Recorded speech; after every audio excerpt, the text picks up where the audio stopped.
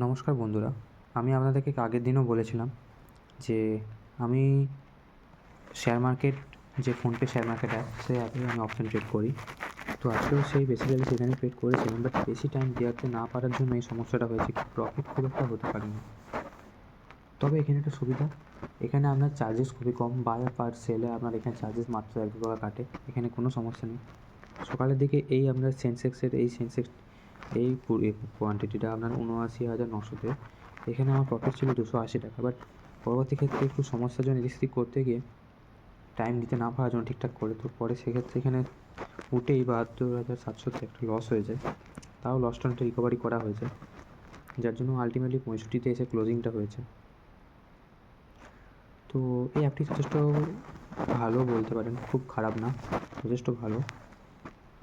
তবে আমি আপনাদেরকে কোনো রেফার করছি, আপনি আপনাদের মতামত, নিজের পার্সোনাল এক্সপিরিয়েন্স অনুযায়ী আপনারা আপনাদের ট্রেড নেবেন, ট্রেড করবেন যে কোনো অ্যাপ্লিকেশন থেকে।